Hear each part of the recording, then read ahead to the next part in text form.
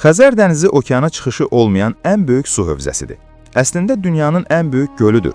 Dəniz adlandırılmasının səbəbi isə ölçüsünün böyük olması, duzluluq səviyyəsi, dalğalar, cəryanlardır. Xəzər dənizi şimaldan cənuba təxminən 1200 kilometr uzanır. Onun səthi 386.400 kvadrat kilometr ərazini əhatə edir.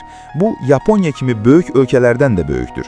Orta dərinliyi təxminən 207 metr, lakin cənub hissəsində ən dərin nöqtə olan Lənkəran çökəkliyinin dərinliyi 1025 metrə çatır.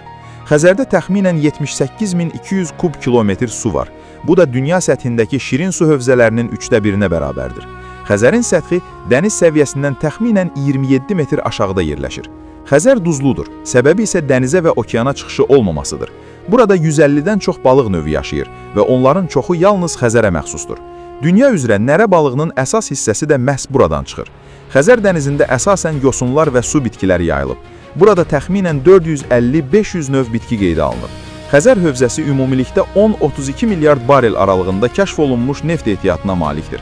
Bəzi ekspertlərin hesablamasına görə regionda mümkün ehtiyatlar 233 milyard barelə qədər ola bilər. Təxminən 4,8 trilyon kubmetr böyük qaz ehtiyatları da Xəzər regionunda mövcuddur. Bu nəhəng dəniz 5 ölkə ilə həmsərhəddir: Azərbaycan, Rusiya, Qazaxıstan, Türkmənistan və İran. Xəzər dənizinin quruluşu olduqca qədimdir. Onun alt hissəsi təxminən 541 milyon il əvvəl yer tarixinin çox erkən dövrlərində yaranmış suxurlardan ibarətdir. Bu dəniz milyonlarla il ərzində okeanlarla əlaqəni itirib və yenidən bərpa edib. Təxminən 14 milyon il əvvəl ərazidə Atlantik və Qara dənizlə birləşməsi olub. Amma sonra əlaqələr qopub və Xəzər bugünə qədər qapalı su hövzəsi kimi qalmışdır.